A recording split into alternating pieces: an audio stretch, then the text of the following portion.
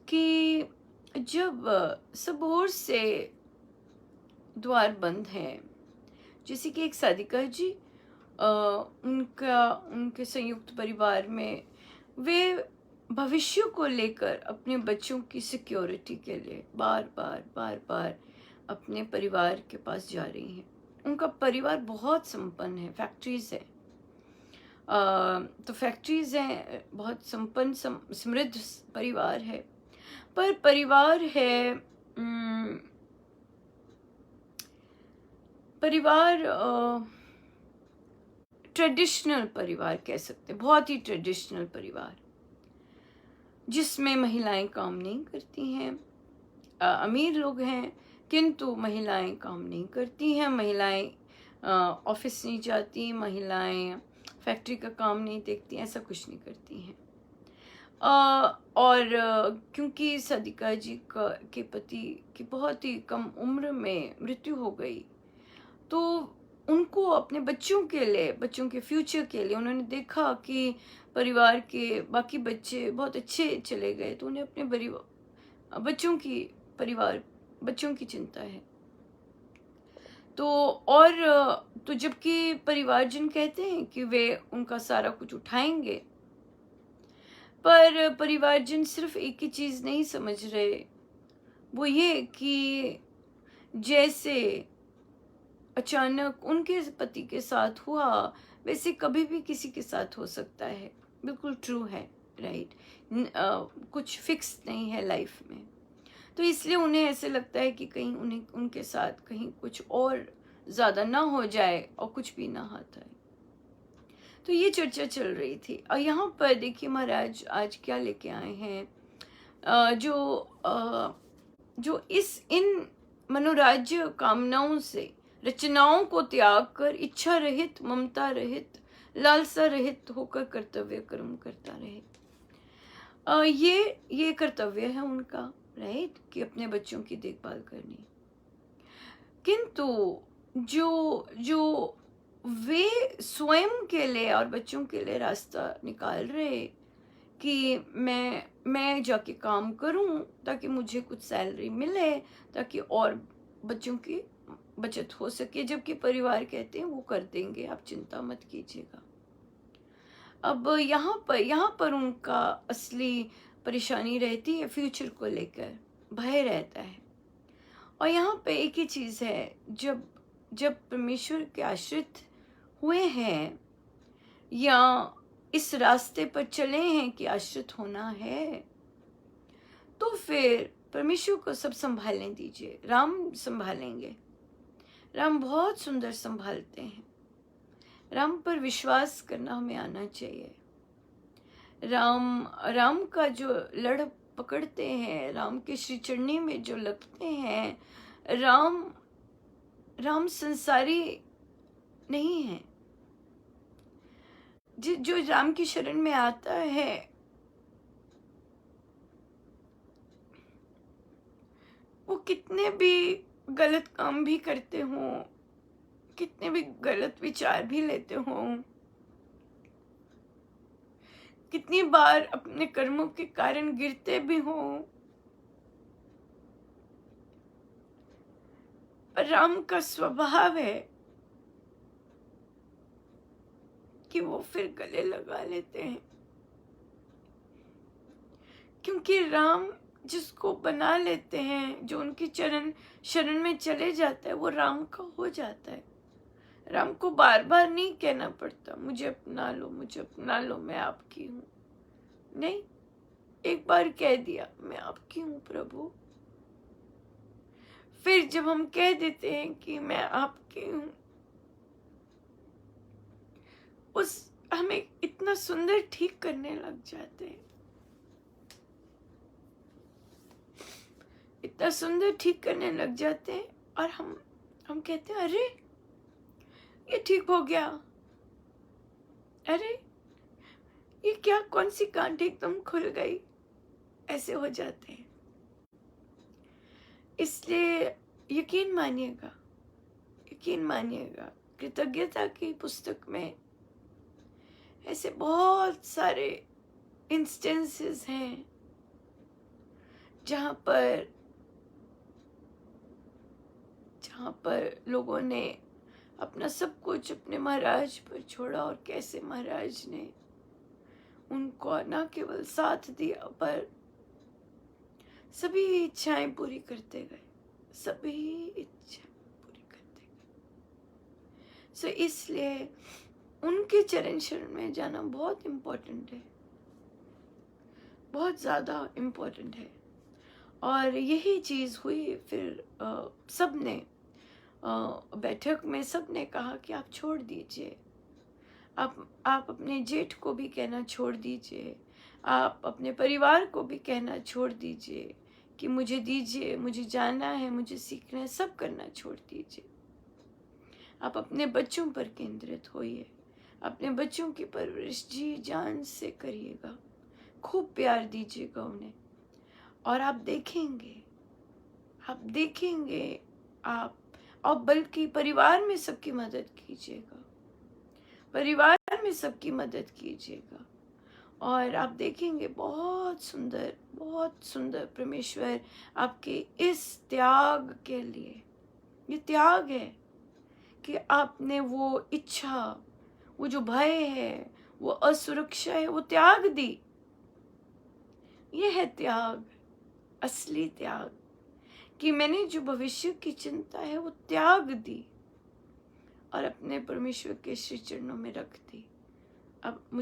अब आप ही सब करेंगे, मैं नहीं हूँ, आप हैं अब आगे।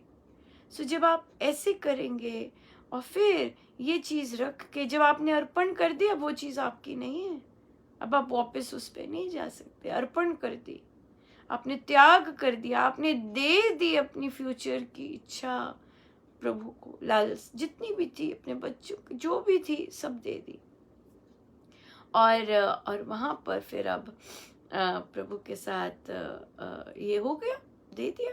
अब आप बाकियों के साथ, बाकियों की सेवा कीजिएगा। आपके पास बहुत कुछ है देने को जो दूसरों के पास नहीं है, सो खूब कीजिएगा। आप देखेंगे कि सारा का सारा बहुत सुंदर, बहुत प्रसाद मिलेगा इस त्याग से। अपनी इनसिक्योरिटीज को त्याग करने से, अपने फ्यूचर की जो बच्चों के लिए है सब करने का, वो सब त्याग करने से परमेश्वर के श्री चरणों में बहुत मिलता है।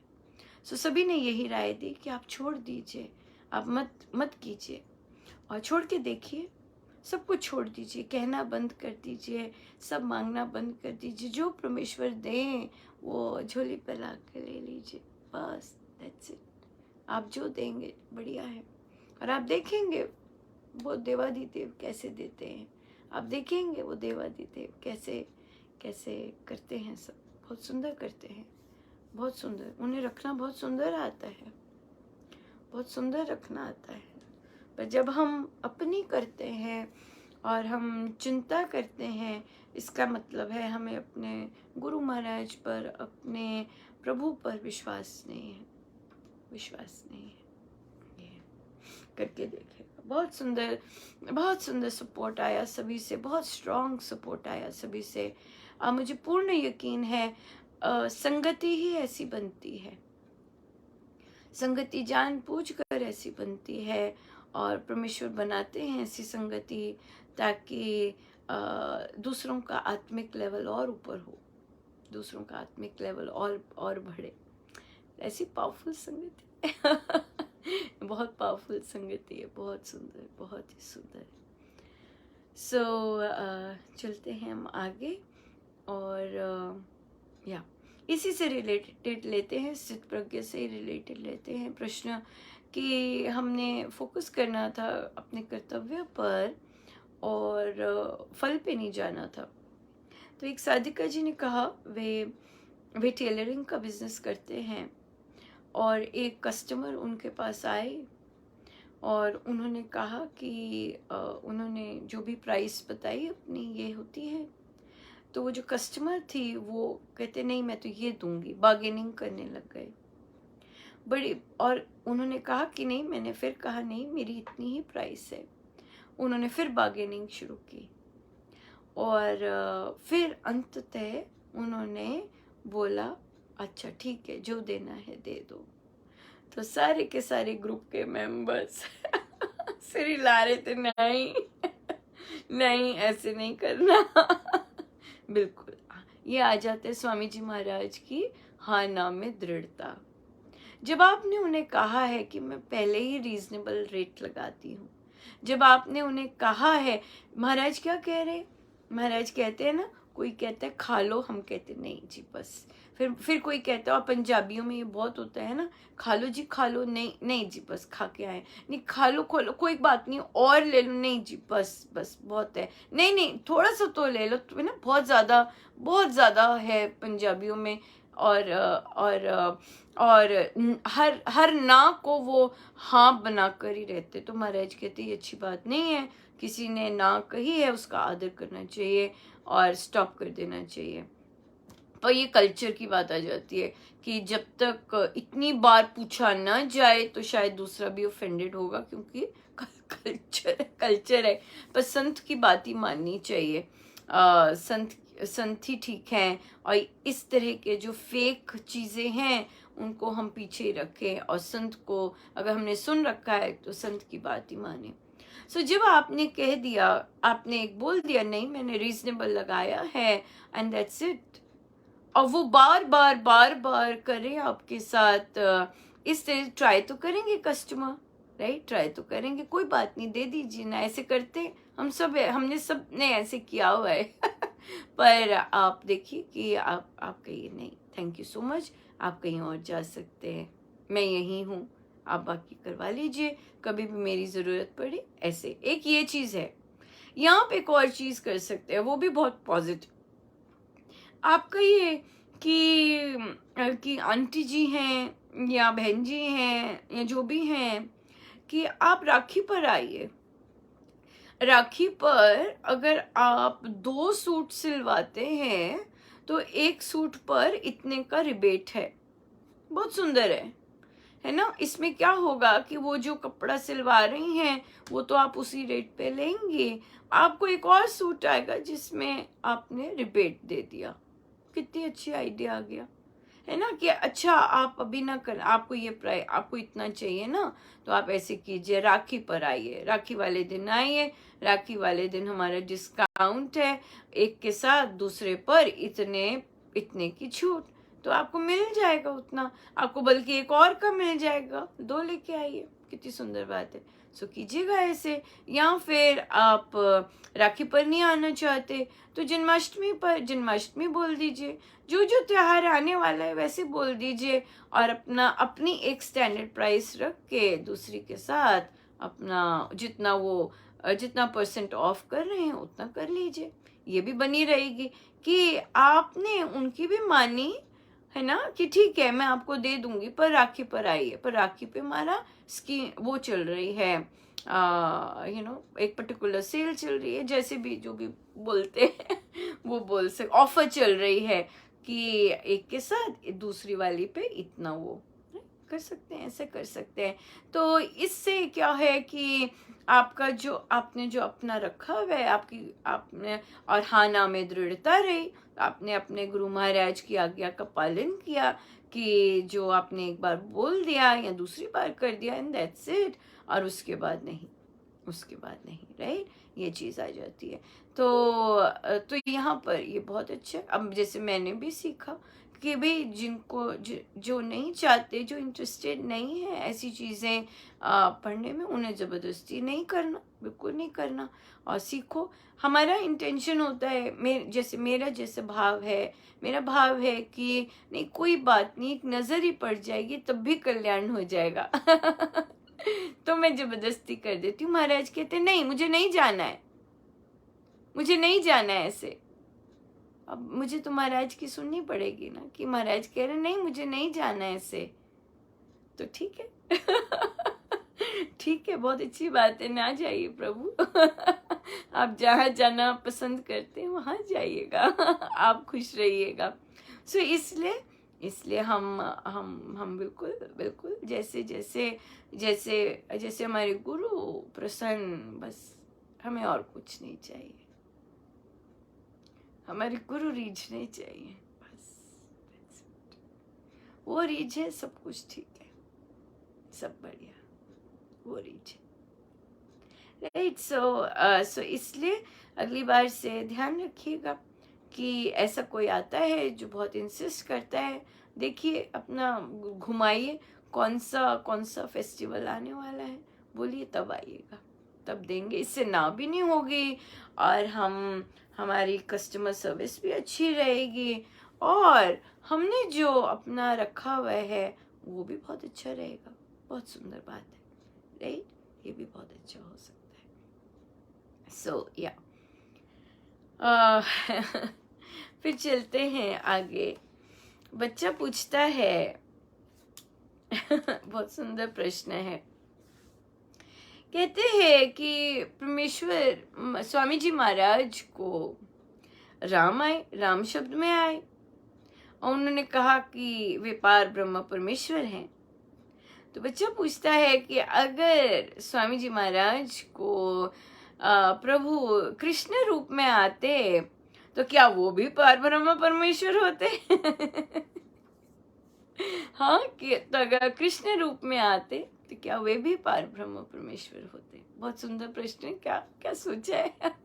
हाँ, कि अगर राम है तो उसे उन्हें बच्चे को लगा कि अच्छा राम है तो मेरे राम है तो बोल दिया पार ब्रह्म परमेश्वर है, अगर कृष्ण आते तो उनको भी बोल देते क्या? तो क्या मतलब है? बहुत बहुत बहुत ये सुंदर लगा।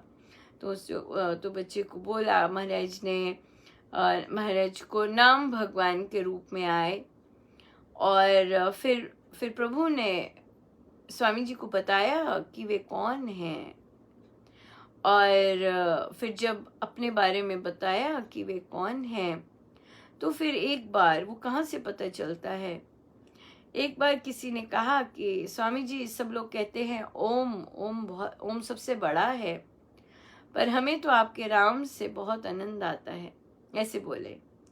तो इसका उत्तर स्वामी जी ने बहुत ही प्यारा दिया।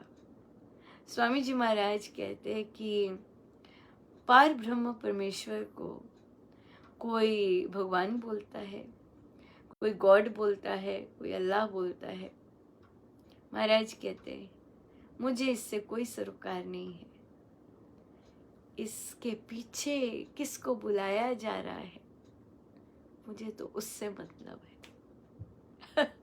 सो उसका उत्तर क्या हुआ कि अगर परमेश्वर भगवान श्री कृष्ण के रूप में भी दर्शन देने आते तो उनके पीछे कौन सी शक्ति है वो उसके पीछे ही स्वामी जी महाराज ने जाना और भगवान श्री कृष्ण आए। महाराज की बड़ी दया है। मैं कैसे उनका धन्यवाद करूं कि उन्होंने कितनी बार गीता जी का पाठ करवाया पर इस बार जो आरंभ करवाया है उस ऐसे पता नहीं क्यों बहुत बहुत आनंदित और मानो स्वयं स्वामी जी महाराज श्री सब पूर्ण रूप से करते ही वो हैं, करते ही वे हैं, उन्हीं का सब कुछ है। पर लग रहा है कि इस बार बहुत अलग सा ही होने वाला है और उनकी दया कृपा बनी रहे। बस एक ही उनसे विनती है कि जो भी करवाते जाए बस झुके रहे, बस झुके रहे, हर सांस में यही याद रहे कि आप है करने वाले, बस। सो यहाँ पर बात हो रही थी कि स्वामी जी महाराज को भगवान श्री कृष्ण भी आए। जब महाराज गीता जी की एक्सप्लेनेशन लिखते उसे टीका बोलते तो वो कर रहे थे तो एक जगह पर वो पुष्टि चाहते थे कि ठीक हुई है, तो उन्होंने तो अपने इष्ट को ही पुकारना था, अपने राम को ही पुकारना था। तो परमेश्वर पार ब्रह्म परमेश्वर ही बोले कि ये जिस रूप से आई है उन्हीं से पूछो। तो फिर स्वामी जी महाराज ने भगवान श्री कृष्ण का आह्वान किया और भगवान श्री कृष्ण पधारे और उन्हें न केवल उनकी टीका की सराहना की बल्कि उन्होंने कई चीज़ों पे बोला भी कि बहुत बहुत सुंदर की गई है, बहुत प्यारी की गई है, इस तरह से। स्वामी जी महाराज को भगवान श्री कृष्ण भी दर्शन देने आए और उनका जो प्रश्न था उसका उत्तर देने आए।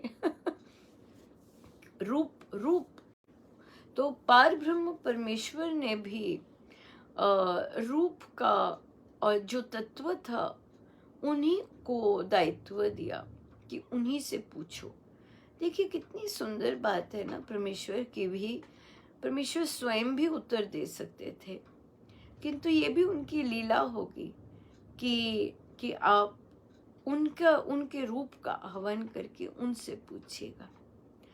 और ये कालांतर में हम सब के लिए एक बहुत ही सुंदर मीठी घटना बन जाती है कि हमारे सद्गुरु महाराज कितने उच्च कोटि के संत रहे हैं, कि कैसे परमेश्वर के कितने विभिन्न रूपों के साथ उनकी कितनी सुंदर वार्तालाप हुई है इस तरह से। सो ये हम लोगों के लिए ज़्यादा वो है स्वामी जी तो फिर स्वामी जी ही हैं। सो या तो इसलिए बहुत सुंदर है ना, कितना प्यारा प्रश्न था बहुत सुंदर प्रश्न था। फिर प्रश्न आया कि मैं घर जाना चाहती हूँ और मैं बहुत देर से अपने पीहर नहीं गई।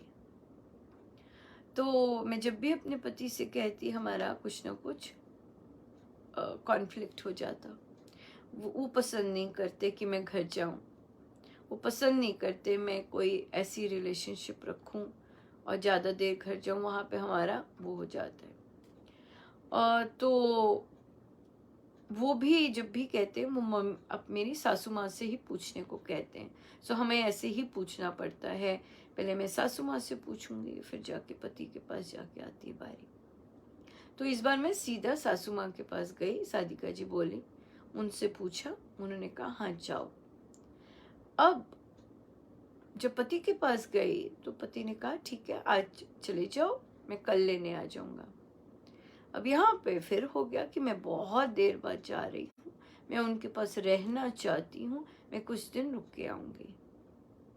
तो फिर वहाँ पे फिर झगड़ा हो गया। तो फिर उन्होंने पूछा कि मुझे मतलब मैंने क्या किया, क्या मैंने स्टेप्स कौन से ठीक नहीं किए। तो ये मैंने बाकी भी सासू माँ हैं और बाकी भी साधिकाएं हैं जो ऐसी चीज़ों से गुजरती हैं और सब बोलते हैं कि हम ऐसी चीज़ें फेस करते हैं। सो आई मीन या है ना, पता नहीं क्यों सासू माँ को रोकना होता है, मुझे समझ नहीं आती, या हस्बैंड को भी क्यों रोकना होता है, पता नहीं उनके मन का क्या होता है, कॉन्सेप्ट पावर होती है या क्या चीज़ होती है जो जो हमारे भारतीय फैमिलीज़ में इस तरह से बहू के साथ इस तरह किया जाता है। शादी में तो इतना नाच रहे होते हो, है ना, शादी में तो इतना नाच रहे होते हैं, अब पता नहीं क्या हो जाता है। फ़ोटोज़ भी बड़ी अच्छी आती हैं, फ़ोटो भी बड़ी गले मिल के करते हैं, पता नहीं क्या हो जाता है उसके बाद, समझ नहीं आती मुझे, कॉन्सेप्ट नहीं। आई थिंक पावर ही है, greed, power, insecurities, I guess so, मुझे नहीं समझ। तो फिर तो बहुत सारे साधिका जी बोले हमारे साथ भी ऐसा हुआ है, हमें भी बहुत ऐसा करना पड़ता था और तो बहुत वर्ष करना पड़ता था।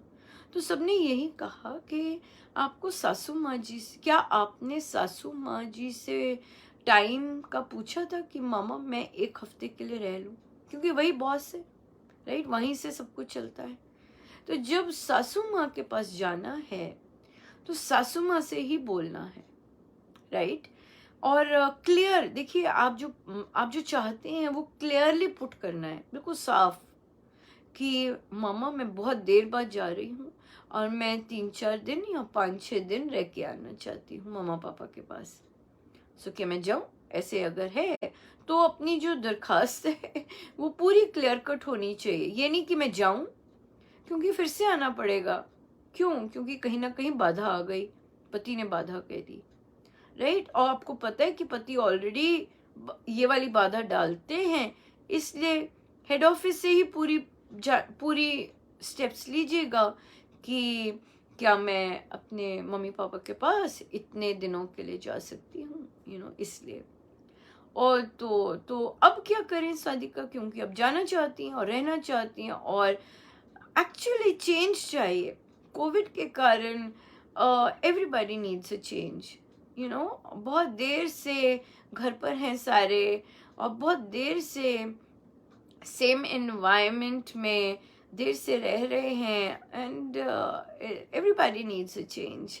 सो इसलिए तो तो सभी ने कहा कि आप फिर से जाइए मामा के पास, और फिर से उनसे पूछिए कि कोई बात नहीं, एक बार पूछ लिया, फिर से जाके पूछिए कि क्या मैं कुछ दिनों के लिए जा सकती हूँ कि नहीं जा सकती हूँ। इस तरह का जो परमिशन केस है महिलाओं के लिए, कितना, पता नहीं कब ठीक होगा। पता नहीं कब ठीक होगा। आई थिंक ठीक फोर्सफुली ही होगा, क्योंकि जो अब की जनरेशन आ रही है, हम देखते हैं, है ना, किस तरह के बच्चे। आज भी एक सादिका जी बात कर रहे थे कि आजकल के बच्चे तो नहीं कॉम्प्रोमाइज या इस तरह से कहते। सो आई गेस जो अभी की मदर्स हैं, दे बेटर बी प्रिपेयर्ड, क्योंकि जो इतने पुराने बीज डले हुए हैं, अगर वे वैसी ही मदर इन लॉ रहती हैं तो खुद को ही अकेला पाएंगी, क्योंकि आजकल के बच्चे वैसे पल ही नहीं रहे हैं, और ना ही नो सुनने की उनको कुछ ज़्यादा हैबिट है। वो करेंगे जो उन्होंने करना है। तो हो सकता है कि कुछ और देर में ये जो परमिशन वाली चीज़ है, ये आए ही ना पिक्चर में, मैं जा रही हूँ, बस यही हो। सो इसलिए इट्स बेटर कि हम लोग अपना माइंडसेट खुला रखें, क्योंकि जितना जितना दबाया गया है, और जितना इस तरह से दबाते हैं, वो आता तो है सामने, राइट। तो जो कमिंग जनरेशन जो है अभी बड़ी हो रही है, मुझे नहीं लगता वो पूछने वाली है कि मम्मी जी जाएं। ये दिन नहीं आने वाले। सो इसलिए अगर फोर्स करेंगे थोड़ा सा भी, तो जैसे अभी अलग हो जाते हैं बच्चे, वहाँ आपके पूछने से पहले ही अलग होंगे, अलग ही होंगे, अलग ही सब सेटल। सो इसलिए अपना माइंडसेट तो चेंज करना पड़ेगा ही, और इट्स बेटर कि इस तरह का, मुझे नहीं लगता प्रयास भी कर सकेंगे, क्योंकि ना बेटे इस तरह के हैं। बेटे तो कहते हैं कि शादी के बाद डिफरेंट हो जाते हैं, बट स्टिल देखते हैं। बट ये तो चेंज आने वाला है, ये परमिशन वाला और ज़बरदस्ती रोकने वाला। और जो बॉयज़ बेचारे इस तरह की मेंटालिटी लेके बड़े हो रहे हैं, या सोचते हैं ये ठीक है करना कि लड़की अपने मम्मी पापा से नहीं मिल सकती, they will be in for a trouble. They will definitely be in for a trouble. अशांति फिर आएगी आएगी घर में। सो बचपन से सीख लें दूसरे को रिस्पेक्ट देना, और क्योंकि अब बच्चे पढ़ रहे हैं, गर्ल्स पढ़ रही हैं, और उन्हें उनकी उनकी सोच, उनकी सब कुछ बहुत डिफरेंट है। सो इसलिए आई होप जो हमारे बॉयज़ हैं, मुझे सदा उनकी आती है, क्योंकि उन्हें कोई सिखाता नहीं बेचारों को। वो सोचते हैं हमारे घरों में फादर्स ने ऐसे किया तो ऐसे ही चलेगा। नहीं, ऐसे नहीं चलेगा। जो लड़की आने वाली है वो वैसी नहीं होने वाली। So she is going to be more stronger, so it's better that boys learn from childhood how to respect girls. नहीं तो फंसेंगे, नहीं तो फंसेंगे। हैप्पी फैमिली चाहिए तो ऐसे करना पड़ेगा। बहुत सुंदर है। चलिए, महाराज की बड़ी दया है, बहुत बहुत चीज़ें सिखाते हैं। और हम चलते हैं प्रवचन पीयूष जी पर।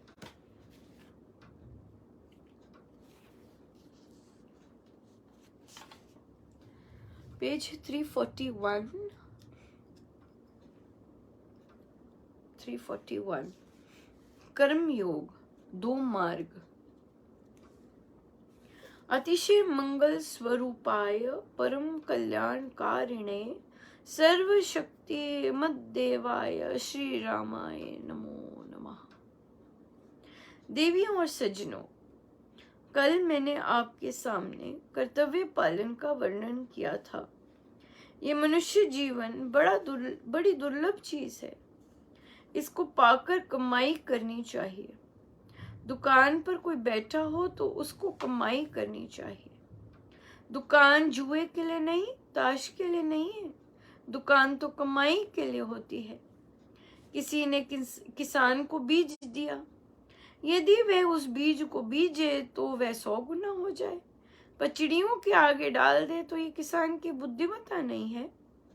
आयु के एक एक पल के दाने को विषयों के हेतु जो फेंक देते हैं, वे प्राणी कितने मूढ़ और भाग्यहीन हैं। इसके लिए बड़ा प्रयत्न करना चाहिए। उत्तम प्रयत्न ये है कि अपने जीवन को राम के मार्ग, राम के पथ पर चलाना चाहिए। 2 मार्ग हैं, एक स्वयश का और दूसरा परयश का, एक आनंद सुख मनाने का और एक कल्याण का। किसी अच्छे पंडित ने सभा में ये कहा कि 2 रास्ते हैं, एक ईश्वर का और एक माया का। माया के मार्ग में प्रलोभन है, आदमी उसमें खिंचता है, पर अंत में उसे कष्ट है। मछली आटे को देखकर ही आती है तो कांटा मुंह में फंस जाता है। कबूतर और तीतर पकड़ने वाले जाल बिछाते हैं, दाने डालते हैं तो फिर डार उसी में आती है। आकाश में रहने वाला स्वतंत्र पक्षी प्रलोभन के कारण फंस जाता है। प्रलोभन के पीछे दौड़ना अपने आप को हनन करना है। प्रलोभन का मार्ग अंत में कष्ट की ओर ले जाता है। परिणाम होता है दुख और चिंता। राग, द्वेष और कलह में माया पनपती है। माया का मार्ग आत्मा के लिए हानिकारक होता है। जो पुरुषार्थी और उद्यमी है वह कभी भूखा नहीं रहता। आलसी पास रखी हुई चीज के लिए भटकता रहता है और पुरुषार्थी के लिए हजारों कोस की चीज भी समीप ही होती है। आगे चल लेते हैं। माया का मार्ग आत्मा के लिए बड़ा हानिकारक है। किसी मेले में 4 आदमी गए। एक ने कहा, मेरा जी तो खेल देखने को चाहता है। सो जिधर वीरता के खेल हो रहे थे उधर वह चला गया। एक साथी ने कहा, मैं तो कुछ खाऊंगा। तीसरे ने कहा, मेरी तो ये रुचि है, मेले में जरा मस्ताना होकर घूमूं। वह शराब की दुकान पर चला गया। चौथे ने विचार किया कि ये भक्त लोग जो गीत गा रहे हैं और किसी से कुछ मांगते नहीं हैं, उनके पास बैठूं, और उधर चला गया। सायंकाल सब इकट्ठे हुए। एक का बुरा हाल, मुंह में झाग, नशे में चूर, बार बार उठाते हैं, पर वह बार बार गिरता है। खेल तमाशा देखने वाला, जिसने दांव पेच का खेल देखा, उसने जोश की बातों की चर्चा की और उसमें जी आया कि मैं भी दांव पेच सीखूं। और यही बात उसने शाम के समय साथियों पर प्रकट की। तीसरे ने कहा, 2 रुपए की मिठाई खरीदी, पर अब मुझे प्रतीत हुआ है कि वह रंगदार ऊपर से अच्छी पर अंदर से बहुत खराब थी। न जाने क्या डाल रखा था। खाते ही डकार, कै और बुरा हाल, और गिर गया। भले आदमी कोई थे, वे अस्पताल ले गए, दवाई दी, बच गया। हैजा था, पेट में दर्द अब भी है। दिन चढ़े उसने कहा कि मैंने कानों को हाथ लगा लिया, मैं मेले में कोई चीज नहीं खाऊंगा। चौथे ने कहा कि मैं सत्संग में गया था, जो मुझे आंतरिक सुख हुआ वह जन्म भर कभी नहीं हुआ। खेलने वाला कहे, वह सुख कौन सा है? क्या तुम्हें अब भूख नहीं लगेगी? उसने कहा कि ये तो अंदर ही जानता है। खेलने वाले ने कहा, मेरे मन में तो वीरता क्या ही भाव पैदा हुआ। मुझे कहना यह था कि प्रलोभन का मार्ग तो ऐसा है जैसे मेले में रंगदार मिठाई। माया का मार्ग अंधेरे का है, अज्ञान का है। इसमें हानि लाभ का भी विचार नहीं रहता। मृग गीत पर मस्त होकर दौड़ कर जाता है और गोली खाता है, पतंगे चमकती वस्तु पर, बिजली या बत्ती पर प्रलोभन के कारण जाते हैं, भस्म हो जाते हैं। ये दुराचार का मार्ग है और हत्या का मार्ग।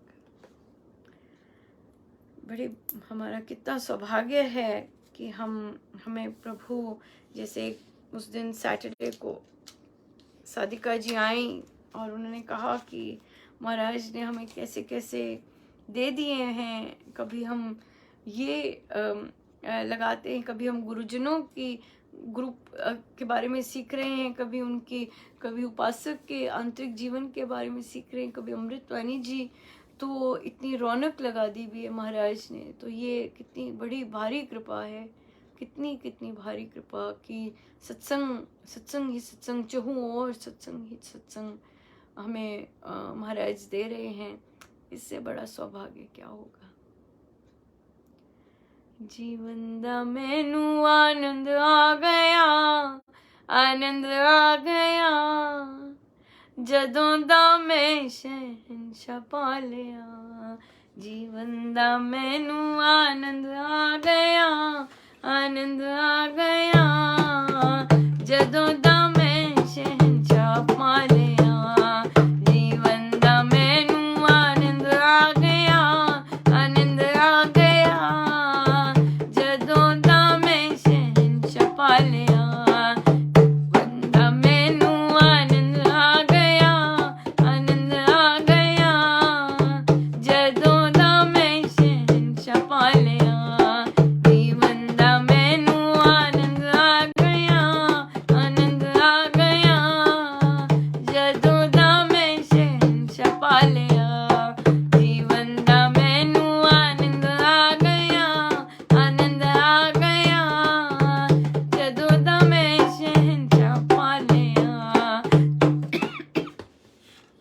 जीवन दा मैनू आनंद आ गया, आनंद आ गया, जदों दा मैं शहंशाह पा लिया। हम सीधे होके बैठे, अपने प्रभु अपने गुरुजनों के श्री चरणों में बारंबार नमन, अनंत बार।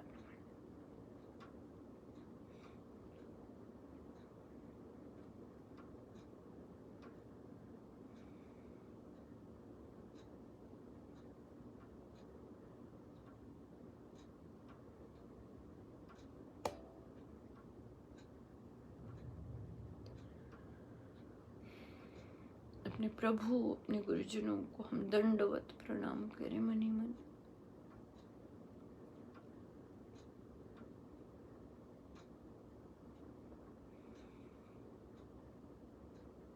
और मनी मन सीधे होके बैठे।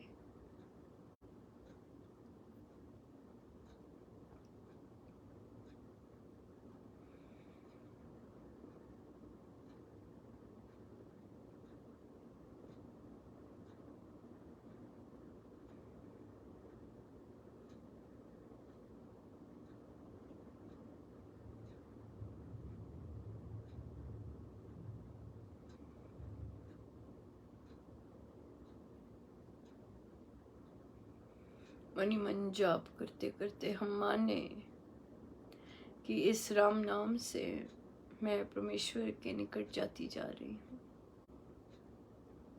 मैं इस परमेश्वर के पावन महामंत्र से अपने प्रभु के पास जाता जा रहा हूँ।